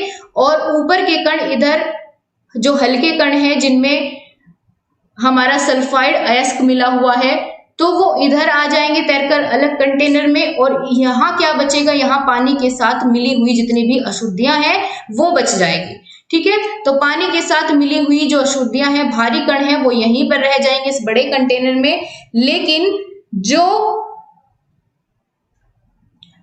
हल्के कण हैं और सल्फाइड अयस्क है वो ऊपर से इधर आ जाएगा, अलग कंटेनर में इकट्ठा हो जाएगा। तो इस तरीके से हम क्या करेंगे? यहाँ पर अयस्क का सांद्रण किया हमने, सल्फाइड को इधर अलग कंटेनर में इकट्ठा कर लिया। इस तरीके से हमने उस पूरे मिश्रण से जो प्योर धातु थी हमारी उसको अलग कर लिया। ठीक है, तो ये एक विधि थी फेन प्लवन विधि का। फेन प्लवन विधि नाम इस वजह से दिया गया क्योंकि इसमें फेन के रूप में, झाग के रूप में अयस्क ऊपर आ जाता है और उसको अलग कंटेनर में इकट्ठा कर लिया जाता है, इसीलिए इसको नाम क्या दिया गया? फेन प्लवन विधि का नाम दिया गया। किस किस की जरूरत इसमें पड़ती है? एक बड़ी हौज होनी चाहिए, उसमें जल, चीड़ का तेल और अयस्क मिला होना चाहिए। अब जब उसमें वायु एक का तेज प्रवाह हम करेंगे तो उसमें क्या होगा कि उसमें झाग बन जाएंगे, फेन बन जाएंगे। तो फेन बन जाएंगे और उस फेन में क्या मिला होगा? सल्फाइड के जितने हल्के कण होते हैं वो उसके साथ ऊपर आ जाएंगे, और ऊपर आने के बाद फिर इसको अलग कंटेनर में इसको स्टोर कर लिया जाएगा, और नीचे क्या बचेगा? जो इसके भारी और अशुद्ध कण थे जल के साथ यहाँ पर बच के रह जाएंगे बड़े कंटेनर में। ठीक, तो ये पूरी विधि थी हमारी तीसरी विधि। अब ये बताइए कि आपको बहुत अच्छे से समझ में आ गई।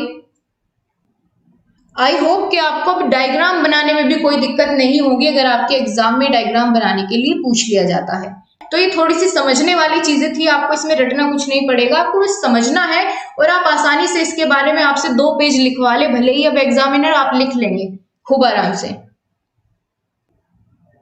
आगे बात करते हैं दोस्तों, एक और छोटा सा यहाँ पर एक और विधि है जिसको कहते हैं परगलन विधि, स्मेल्टिंग मेथड। इसमें क्या होता है, इसमें जो अगलनीय अशुद्धियां होती है किसी भी अयस्क की, उसको गलनीय बनाकर दूर किया जाता है। वो कैसे, आप इस इमेज में देखेंगे कि अगर हमारे पास कोई ऐसी धातु है जो अगलनीय है यानी जो गल ना सके, तो उसको एक बहुत ही हाई टेम्परेचर पर, उसको बहुत ही उच्च तापमान पर गर्म किया जाता है और उसके बाद उच्च तापमान पर गर्म करके उसको अलग किया जाता है। इसमें ये बहुत कम आपसे पूछा जाता है, लेकिन आपके टॉपिक में था इसलिए इसको हमने कवर कर लिया है। तो आपको अगर पूछ लिया जाए कि परगलन विधि क्या है, तो आप अच्छे से उसका जवाब दे के आएंगे क्या, कि परगलन की क्रिया से अगलनीय अशुद्धियों को गलनीय बनाकर दूर किया जाता है। कैसे, उसको एक बहुत ही उच्च तापमान पर गर्म करके इस प्रक्रिया को पूरा किया जाता है। तो ये 3-4 विधियां हमने देख ली है। इतना आपकी आज की क्लास में था। एक बार फटाफट से रिवाइज करते हैं, अगर किसी को कहीं पर थोड़ी सी भी प्रॉब्लम है तो उसको हम अभी दूर कर देते हैं, ठीक है। चलिए एक बार दोबारा से फटाफट से देखेंगे कि हमने क्या क्या आज की क्लास में सीखा। हमने सबसे पहले बात की रोस्टिंग मेथड की, भ्रंजन विधि की। इसमें क्या हुआ था, इसमें हमने जो अयस्क होते हैं और अयस्क में उपस्थित जितनी भी अशुद्धियां होती है, अगर उनको हम वायु की उपस्थिति में गर्म करें तो उससे हमें ऑक्साइड प्राप्त होता है। तो इस विधि को हमने क्या कह दिया, रोस्टिंग विधि कह दिया। आगे बात करें, और हाँ इसको एक और नाम से जानते हैं, निष्कर्षण को धातु कर्म के नाम से, ये मैंने आपको बता दिया। उसके बाद अयस्क के सांद्रण की कुछ विधियां होती है, ठीक है, जिनमें पहली विधि है गुरुत्वीय पृथक्करण विधि, जिसमें हमने क्या किया था, जल्दी से अब आप अपने शब्दों में बताइए। गुरुत्वीय पृथक्करण विधि के अंतर्गत हमने क्या सीखा। दूसरी थी चुंबकीय पृथक्करण विधि और तीसरी क्या थी, फेन प्लवन विधि। गुरुत्वीय पृथक्करण विधि के अंतर्गत हमें एक लकड़ी का तख्ता चाहिए होगा, उसको हम तिरछा करेंगे और उसके ऊपर पिसा हुआ अयस्क डालेंगे और उस तख्ते पर बीच में कुछ अवरोध के लिए हम उस तख्ते के बीच में लगाएंगे, ताकि जो भारी कण है, अयस्क के प्योर वाले कण हैं, वो वहीं पर रुक जाए और जो बाकी हल्के कण हैं अशुद्धियों के, वो पानी के तेज बहाव के कारण आगे बहकर अलग इकट्ठा हो जाए। तो ये विधि हमने अपनाई, गुरुत्वीय पृथक्करण विधि इसका नाम दिया। तो पहली विधि हमने देख ली। आगे बात करते हैं, दूसरी विधि क्या थी, चुंबकीय पृथक्करण विधि। चुंबकीय पृथक्करण विधि का प्रयोग हम वहां करेंगे जहां हमें पता है कि भैया इस अयस्क में चुंबकीय धातु के गुण हैं। तो उन्हें अलग कैसे करेंगे, सबसे पहले तो हमारे पास वो अयस्क पिसा हुआ होना चाहिए जिसमें चुंबकीय कण मिले हुए हैं, जिसको हम अलग करना चाहते हैं। अलग करने के लिए हमें 2 रोलर की जरूरत पड़ेगी, उसमें बीच में एक चमड़े का पट्टा होना चाहिए। और जब हम उस पिसे हुए अयस्क को उस चमड़े के पट्टे पर डालेंगे, तो जब ये पट्टा घूम करके अगले रोलर के पास जाएगा, तो वहां पर जब ये नीचे गिरेगी ये धातु, तो हमने नीचे रखी हुई है 2 कंटेनर, उसमें से एक कंटेनर के अंदर हमने पहले से ही चुंबक रखी हुई है या चुंबकीय अयस्क या चुंबकीय गुण वाला कुछ पदार्थ रखा हुआ है। तो उस चुंबकीय गुण के कारण जब ये ऊपर से ये अयस्क गिरेगा मिश्रण वाला, तो इसमें जो चुंबक के पदार्थ होंगे वे अपने आप इस दूसरी चुंबक की तरफ आकर्षित होकर इस कंटेनर में अपने आप क्या हो जाएंगे, यहाँ पर इकट्ठा हो जाएंगे और बाकी बची अशुद्धियां इस कंटेनर में इकट्ठा हो जाएगी। तो ये प्रोसेस था चुंबकीय पृथक्करण विधि का। क्लियर है, अब कोई दिक्कत किसी को होनी नहीं चाहिए इसमें। जो बाकी इधर इतना सब कुछ लिखा हुआ है इस पर आपको बिल्कुल ध्यान नहीं देना है, क्योंकि यही बातें मैंने आपको इस डायग्राम की हेल्प से समझाई, तो आप अपने शब्दों में इसको लिख सकते हैं। आपको पूरा याद करने की जरूरत बिल्कुल नहीं है। आगे बात की हमने तीसरी विधि की, जिसका नाम था फेन प्लवन विधि। इसमें क्या हुआ था, एक बड़ी होज में हमने अयस्क और चीड़ का तेल मिला के रखा हुआ, फिर उसके बाद हमने उसमें जल से उसको भर दिया पूरा, और उसके बाद फिर वायु का एक या हवा का एक पंप उसके अंदर डाला और उससे बहुत तेज हवा का प्रवाह उसके अंदर हमने किया। उससे क्या होगा कि जब इतने तेज प्रेशर में वायु अंदर आएगी तो उसमें झाग बन जाएंगे, ठीक है। और झाग के साथ साथ जो हमारा प्योर उसमें धातु है, जो सल्फाइड की अयस्क है, सल्फाइड की प्योर धातु है, वो ऊपर आ जाएगी, उन झाग में बनकर के ऊपर आ जाएगी। उसको हम अलग कंटेनर में स्टोर कर लेंगे और बाद में इसमें क्या बचेगा, जो अशुद्धियां हैं वो जल के साथ इसमें बची हुई रह जाएगी। तो इस तरीके से हमने इसको अलग कर लिया। तो ये अलग करने की विधि या पृथक करने की विधि क्या कहलाई, फेन प्लवन विधि कहलाई। अब बिल्कुल किसी को कोई दिक्कत परेशानी नहीं होना चाहिए, ठीक है।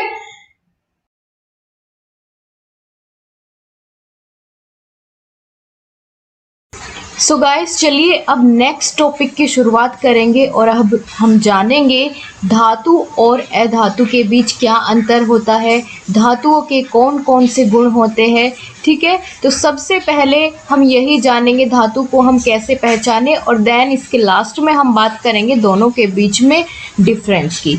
तो चलिए सबसे पहले हम धातु के जो भौतिक गुण होते हैं, फिजिकल प्रॉपर्टीज होती है, इनको समझते हैं। आप बीच में ब्रेक ले सकते हैं, उसके बाद शुरू कर सकते हैं आगे की क्लास। तो चलिए दोस्तों आगे शुरू करें। गुण में सबसे पहले अगर बात करें कि धातु का कौन सा गुण होता है, भौतिक अवस्था। भौतिक अवस्था यानी फिजिकल स्टेट, कि भौतिक अवस्था कैसी होती है धातु की, अगर उसकी बात करें तो चलिए जानते हैं। दोस्तों, सामान्य तापमान पर सभी धातुएं प्राय ठोस होती है। प्राय का मतलब होता है कि लगभग सभी धातुएं, जो सामान्य तापमान होता है, रूम टेम्परेचर होता है, उस पर सभी धातुएं ठोस होती है। लेकिन हर जगह कोई ना कोई एक्सेप्शन भी होता है। तो उसी एक्सेप्शन में यहाँ एक धातु आ जाती है जिसका नाम है पारा, यानी इसको हम डिनोट करेंगे Hg से, ठीक है। तो बाकी सभी धातुएं तो सामान्य तापमान पर रूम टेम्परेचर पर ठोस रहती है, सॉलिड रहती है। लेकिन पारा एक ऐसी धातु है जो रूम टेम्परेचर पर किस फॉर्म में रहती है, द्रव की फॉर्म में रहती है, द्रव की फॉर्म में रहती है, ठीक है। यानी ये लिक्विड फॉर्म में रहती है। तो ये आपने जाना सबसे पहले भौतिक अवस्था कैसी होती है धातुओं की। धातु की भौतिक अवस्था ये होती है कि वो अपने सामान्य तापमान पर, एक रूम टेम्परेचर पर, कमरे के तापमान में अगर देखा जाए, सामान्य तापमान में सभी धातुएं किस अवस्था में पाई जाएगी, कैसी अवस्था होगी उनकी, भौतिक अवस्था ठोस होगी।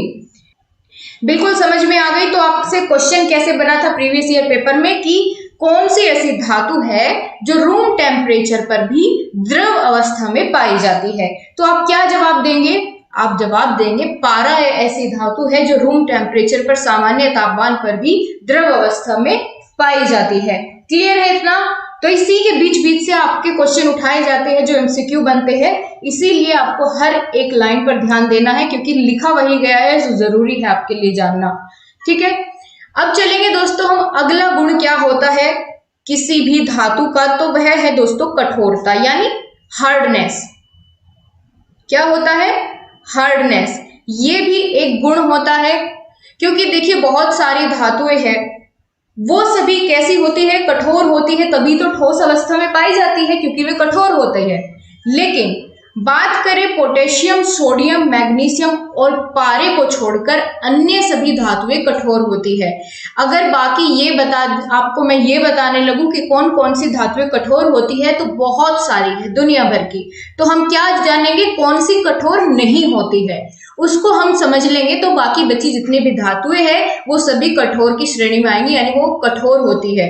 तो यहाँ भी आपने देखा, बात की गई है कि कौन कौन सी धातु कठोर नहीं होती है। तो पोटेशियम, सोडियम, मैग्नीशियम और पारा। पारा तो आपने अभी जाना कि द्रव अवस्था में पाया जाता है, तो इसलिए ये भी कठोर नहीं होता, ठीक है। तो इन धातुओं को छोड़कर अन्य बची जो भी धातुएं हैं, सोना, चांदी, चमनप्राश, जो भी है, तो सभी धातुएं आपकी कैसी है, कठोर होती है। किस किस को छोड़कर, नाम याद रखना है आपको, कौन किस किस को छोड़ करके, पोटेशियम, सोडियम, मैग्नीशियम और पारा। हीरा नहीं, पारा, ठीक है। ये सभी धातुएं कैसी होती है, इन सभी को छोड़कर बाकी सभी धातुएं कठोर अवस्था में पाई जाती है। तो दो गुण आपने जान लिए, किसके, धातु के। मेटल की प्रॉपर्टीज हम देख रहे हैं कि फिजिकल प्रॉपर्टीज क्या है, इसके बाद केमिकल प्रॉपर्टीज की बात करेंगे। देखिए यहीं पर बताया गया है कि कार्बन, हीरा क्या होता है, कार्बन का एक अपरूप होता है और हीरा प्रकृति में सबसे कठोरतम है। ठीक है, तो आपसे पूछ लिया जाए कि सबसे कठोरतम धातु कौन सी है, तो आप क्या बताएंगे, हीरा है। क्लियर, क्या है, हीरा है। सबसे कठोर धातु कौन सी है, हीरा है। समझ में आ गई कौन कौन सी कठोर नहीं होती है, तो पोटेशियम, सोडियम, मैग्नीशियम और पारा। क्लास में ही आपको याद हो जाना चाहिए ताकि आपको बाद में इसको बार बार याद करने की जरूरत ना पड़े। और मैं आपसे कहना चाहूंगी कि अपने नोट्स अपने हाथों से बनाते रहिए साथ साथ। कभी पीडीएफ के चक्कर में आपको लगे कि पीडीएफ इकट्ठा करके रख लो और बाद में पढ़ लेंगे, तो ऐसे नहीं हो पाएगा, वो पीडीएफ ही ढूंढते रह जाएंगे आप। तो इसीलिए साथ साथ हर एक क्लास के अपने नोट्स बनाते हुए चलिए, इसीलिए ज्यादा क्लास नहीं रखी जाती है एक दिन में, ताकि आप कवर कर सके। तो दो यहाँ पर हमने फिजिकल प्रॉपर्टीज की बात करी। तीसरा बात करते हैं चमक, यानी शाइनिंग होती है। धातु में क्या होती है, शाइनिंग होती है, चमक होती है। तो धातु की सतह को काटने के बाद जब हम उसे देखते हैं तो वो कैसे दिखाई देती है, चमकदार दिखाई देती है। तो इसे धात्विक चमक भी कहते हैं। अगर आपसे पूछ लिया जाए धात्विक चमक क्या होती है, तो आप बताएंगे कि धातु की सतह को जब काटा जाता है तो उसके बाद वो कैसे दिखाई देती है, चमकदार दिखाई देती है। तो ये भी एक इसकी फिजिकल प्रॉपर्टी है। तो ये क्या है, इसकी फिजिकल प्रॉपर्टी है। आपसे अगर मैं पूछूं कौन कौन सी की अगर हमने अभी तक बात करी, उसकी भौतिक अवस्था यानी वह सभी धातुएं ठोस होती है, पारा को छोड़कर, कठोर होती है, उनमें चमक होती है। ठीक है, बात करें चौथी जो अवस्था होती है या चौथा गुण जो होता है, उसे कहते हैं अधात वर्धनीयता। ठीक है, इसका क्या मतलब है, यानी जो धातुओं को पीटने के बाद वो फैलती है, ये वो गुण कहलाता है क्या, अधात वर्धनीयता। इसका मतलब ये है कि अगर जैसे आप देख सकते हैं कि चांदी है, सोना है, तो उसको पीट पीट करके बहुत पतला बना दिया जाता है। कहीं उसके पतले पतले तार बनाए जाते हैं, आपकी नोज पिन बनाई जाती है, इयररिंग्स बनाए जाते हैं, ठीक है, रिंग्स उसकी बनाई जाती है। तो वो कैसे बनाई जाती है, क्योंकि उसमें कौन सा गुण पाया जाता है, अधात वर्धनीयता का गुण पाया जाता है उसमें, कि यानी उसको पीटने से वो क्या होती है, फैल जाती है, बढ़ जाती है। ठीक है, बढ़ने का इन द सेंस कि वो चादर का रूप ले लेती है, फैल जाती है, उसको हम जितना पीटेंगे उतना पतली हो जाती है। ये एक गुण होता है फैलने वाला। ठीक है, क्लियर। तो इसमें देखिए आप क्या लिखा गया है कि धातुओं को पीटकर चादरों के रूप में परिवर्तित करने का गुण को ही हम क्या कह देते हैं, अधात वर्धनीयता का गुण कहते हैं। फॉर एग्जाम्पल, जैसे मैंने आपको अभी बताया कि चांदी और सोना में ये गुण पाया जाता है, जबकि जस्ते में थोड़ा इनके मुकाबले कम होता है, और सबसे अधिक किसमें होता है, सोना चांदी में होता है, क्योंकि इसको बहुत आप महीन कर सकते हैं, बहुत पतले पतले इसके वायर बना सकते हैं, पतली चादर में इसको कन्वर्ट कर सकते हैं। आपने देखा होगा कि आप जब मिठाई लेकर के आते हैं दुकान से, तो उस पर एक चांदी का बरक चढ़ाया जाता है, चांदी की एक लेयर बहुत पतली, बहुत ही ज्यादा पतली वो लेयर होती है, तो वो चांदी की ही बनी होती है। तो आप देख सकते हैं कि कितना पतला उसको हम कर सकते हैं, वो किस गुण के कारण इतनी पतली हो पाती है, अधात वर्धनीयता के गुण के कारण ही वो इतना पतला, एक आप कह सकते हैं कि चांदी का बरक उसको बोलते हैं, वो बनाया जाता है। इतना समझ में आ गया, ये चारों गुण आपको क्लियर हो गए। अब हम आगे बढ़ते हैं और पांचवें गुण की बात करेंगे, जिसका नाम है तन्यता। तन्यता का मतलब क्या होता है, धातुओं को तार के रूप में परिवर्तित करने का गुण क्या कहलाता है, तन्यता कहलाता है। और इससे पहला जो हमने जाना, इसमें चादर के रूप में परिवर्तित करने का गुण था ये, और तन्यता में क्या होता है, एक तार के रूप में परिवर्तित करने वाला गुण क्या कहलाता है, तन्यता कहलाता है। जैसे तांबे के तार बनाए जाते हैं, एल्यूमिनियम के, आयरन के तार बनाए जाते हैं, तो यानी कैसे, क्योंकि इनमें गुण पाया जाता है तन्यता का, इनको हम परिवर्तित कर सकते हैं तार की फॉर्म में। ठीक है, तो ऐसे ये भी एक गुण है किसका, मेटल का, धातु का। आगे बात करेंगे चौथा, ध्यान से सुनना है क्योंकि आपको जो नेक्स्ट क्लास होगी उसमें हम धातु और अधातु के बीच में अंतर समझेंगे। और अंतर कैसे किया जाता है, गुणों से आप अंतर करते हैं। यदि आपको पता है कि आप दो इंसानों के बीच में अगर आप अंतर करना चाहते हैं कि कौन अच्छा है, तो क्या करेंगे, आप उनके गुणों को मैच करेंगे कि अच्छा इसमें ये गुण है, इसमें ये वाला गुण नहीं है, इसमें ये वाला भी गुण है, तो ये अच्छा है। तो जब आप धातु या धातु में अंतर कर रहे होंगे तब भी आपको इसकी जरूरत पड़ेगी, तो इसीलिए आपको पूरा ध्यान यहीं पर रखना है। अगला गुण क्या है, चालकता का, यानी कंडक्टिविटी। चालकता क्या होती है भाई? चालकता का मतलब है कि जिस धातु से विद्युत का प्रवाह हो सकता है या उसमें इलेक्ट्रिसिटी का फ्लो हो सकता है, वे क्या कहलाती है, धातुएं सुचालक कहलाती है। ठीक है, तो यानी धातुओं में, अधिकतर धातुओं में कौन सा गुण पाया जाता है, सुचालकता का या चालकता का गुण पाया जाता है, यानी उनसे विद्युत का प्रवाह संभव है। इसीलिए इस गुण को क्या नाम दिया गया, चालकता, कंडक्टिविटी।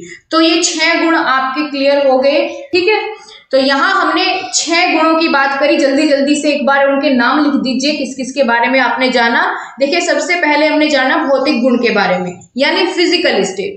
दूसरा हमने जाना कठोरता, यानी हार्डनेस। तीसरा हमने बात करी दोस्तों शाइनिंग, यानी उनमें चमक होती है, किसमें, मेटल में, धातु में। उसके बाद तन्यता का हमने गुण देखा, यानी टेंसाइल, कुछ इस तरीके से हम इसको इंग्लिश में बोलते हैं।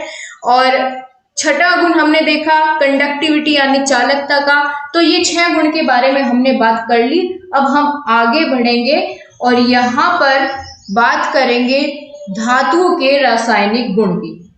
ठीक, किसकी बात करेंगे, धातु के रासायनिक गुण की बात करेंगे, क्योंकि भौतिक गुण हमने समझ लिए हैं। अब सबसे पहला है दोस्तों कि किस किस के साथ ये रासायनिक अभिक्रिया करता है, वो हमें देखना है। धातुएं सबसे पहले किसके साथ अभिक्रिया हम जानेंगे कि धातुएं जब ऑक्सीजन के साथ अभिक्रिया करती है तो क्या होता है। ये इनके रासायनिक गुणों पर हम आ गए हैं। ठीक है, रिएक्शन जब ये करेंगी, बिल्कुल, केमिकल प्रॉपर्टीज ऑफ मेटल क्या क्या होती है। सबसे पहला है ऑक्सीजन से अभिक्रिया, यानी रिएक्शन विद ऑक्सीजन। धातु ऑक्सीजन से क्रिया करके ऑक्साइड बनाते हैं। आपसे एमसीक्यू में बिल्कुल आसानी से इतना अच्छा प्रश्न यहाँ से बन सकता है कि धातुएं जब ऑक्सीजन से क्रिया करेंगी तो क्या बनाएगी, ऑक्साइड बनाएगी। ठीक है, तो धातुएं ऑक्सीजन से क्रिया करके क्या बनाती है, ऑक्साइड बनाती है। सोडियम तथा पोटेशियम कमरे के सामान्य तापमान पर क्रिया करके ऑक्साइड बनाते हैं। इसीलिए इनको क्या कहा जाता है, ये बहुत ही ज्यादा आप कह सकते हैं कि संवेदनशील, या कुछ इस तरह से हम इसको नाम दे सकते हैं कि बहुत ही ज्यादा क्रियाशील होती है ये धातु। कौन कौन सी, सोडियम और पोटेशियम, क्योंकि ये रूम टेम्परेचर पर ही ऑक्साइड बना देते हैं।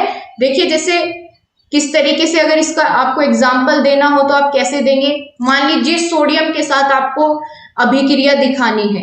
ठीक है, कि सोडियम के साथ अगर ऑक्सीजन मिल जाए तो क्या होगा। यहां पर आप देख सकते हैं कि सोडियम यानी 4Na+O2 यानी ऑक्सीजन जब आपस में अभिक्रिया करेंगे, रिएक्शन करेंगे, तो क्या मिलेगा, 2Na2O। आप ये छोटा सा एक केमिकल इक्वेशन याद रख सकते हैं एग्जाम्पल के लिए। ठीक है, वैसे तो नहीं पूछा जाएगा, लेकिन एग्जाम्पल में लिखेंगे तो बहुत अच्छा आपका इंप्रेशन पड़ेगा। ठीक, तो यहाँ पर जब सोडियम ऑक्सीजन के साथ अभिक्रिया करेगा तो क्या बनेगा, सोडियम ऑक्साइड बनेगा। तो वही हमने जाना था कि जब कोई भी धातु ऑक्सीजन के साथ अभिक्रिया करेगी तो क्या बनाएगी, ऑक्साइड बनाएगी। क्लियर है। अब ऐसे ही मैग्नीशियम का एग्जाम्पल है कि मैग्नीशियम अगर ऑक्सीजन के साथ अभिक्रिया करेगा तो क्या प्राप्त होगा, मैग्नीशियम ऑक्साइड प्राप्त होगा। ठीक है, और आपको एक क्लास में मैं ये भी बता दूं कि मैग्नीशियम का किससे डिनोट करते हैं हम, जैसे ऑक्सीजन को O2 से, तो मैग्नीशियम को Mg से डिनोट करते हैं, सोडियम को Na से डिनोट करते हैं। इनको भी एक क्लास में हम कर लेंगे बहुत अच्छे से। तो ये पहले आपने जान लिया कि ऑक्सीजन के साथ किस तरीके से रिएक्शन करती है धातु, जिनमें सबसे जरूरी जिनकी हमने बात की सोडियम और पोटेशियम। ये बहुत ही ज्यादा क्रियाशील धातु होती है, क्योंकि ये रूम टेम्परेचर पर भी क्या करती है, रिएक्शन कर जाती है। आगे बात करेंगे दूसरा जो आपका यहां पर गुण है, केमिकल गुण है या केमिकल प्रॉपर्टी है मेटल की, वो क्या है कि जल के साथ अभिक्रिया करना, रिएक्शन विद वाटर, वाटर के साथ रिएक्शन कर जाते हैं। सोडियम धातु जल के साथ तीव्र गति से अभिक्रिया करके क्या बनाते हैं? सोडियम हाइड्रोक्साइड बनाते हैं तथा हाइड्रोजन गैस बनाते हैं। क्या बनाएंगे? सोडियम हाइड्रोक्साइड और हाइड्रोजन गैस बनाएंगे। देखिए जैसे सोडियम है उसको हम जल के साथ मिला दे, जल के साथ उसकी अभिक्रिया करवाए तो क्या प्राप्त होगा? सोडियम हाइड्रोक्साइड और हाइड्रोजन गैस, ये दो आपको यहाँ पर कंपाउंड प्राप्त हो गए। ठीक है, कौन कौन से? सोडियम हाइड्रोक्साइड और हाइड्रोजन गैस। ठीक है, इसी तरीके से देखिए जैसे हमने सोडियम का एग्जांपल जाना, ऐसे ही यहाँ पर मैग्नीशियम का एग्जांपल देख लेते हैं कि अगर मैग्नीशियम को जल के साथ अभिक्रिया करवाए या भाप के साथ भी आप कह सकते हैं, क्योंकि भाप भी किसका रूप होती है? किसका रूप होती है? पानी से ही भाप कन्वर्ट होती है। तो उसमें भी अगर आप उसकी मैग्नीशियम की सोडियम की अभिक्रिया कराते हैं तो भी क्या होता है कि अगर मैग्नीशियम की आप भाप के या जल के साथ अभिक्रिया करवाएंगे तो आपको क्या प्राप्त होगा? मैग्नीशियम ऑक्साइड और हाइड्रोजन गैस प्राप्त होगी। ठीक है, तो ये आप एग्जाम्पल में लिख सकते हैं, आपसे अगर इस तरीके से पूछ लिया जाता है। इतना आप सभी को क्लियर है तो हम आगे बढ़ते हैं। तीसरा जो इसका गुण है किसका? धातु का रासायनिक जो तीसरा गुण है वो है अम्ल के साथ क्रिया, यानी रिएक्शन विद एसिड। एसिड के साथ कैसे अभिक्रिया करता है धातु? तो देखिए जस्ता हाइड्रोक्लोरिक अम्ल के साथ क्रिया करके जिंक क्लोराइड तथा हाइड्रोजन गैस बनाता है। यहां आप देखें कि जिंक की यदि हम हाइड्रोक्लोरिक एसिड के साथ अभिक्रिया कराएं तो क्या प्राप्त होगा? जिंक क्लोराइड और उसके साथ हाइड्रोजन गैस हमें प्राप्त होगी। तो ये एक इक्वेशन आप इसकी भी थोड़ा सा अपने दिमाग में रखेंगे कि अगर आपसे धातु के रासायनिक अभिक्रिया में अम्ल के साथ अगर धातु की अभिक्रिया कराई जाए तो कैसे होगी वो आपको इससे पता चलेगा। बिल्कुल, आगे बात करेंगे। यहां पर दोस्तों आपसे पूछ लिया जा सकता है कि उपधातु बताइए, उपधातु क्या होती है?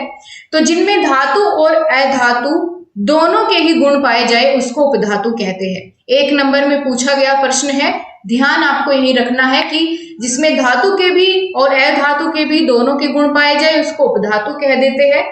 ठीक है, सब मेटल कह देते हैं उसको। जिसमें दोनों के ही गुण पाए जाए वो क्या होगी? उपधातु होगी। फॉर एग्जाम्पल जर्मेनियम, आर्सेनिक और एंटीमनी।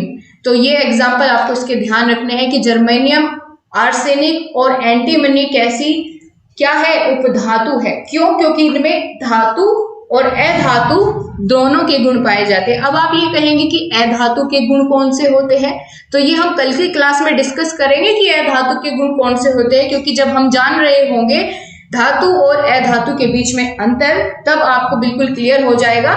ठीक है, तो उपधातु आपको याद रखना है, बहुत ही अच्छा प्रश्न यहां से आपके पेपर में बन जाएगा कि उपधातु बताइए क्या होती है। तो यानी जिसमें धातु अधातु दोनों के गुण हो उसी को हम उपधातु कहेंगे। एग्जाम्पल आपके सामने है।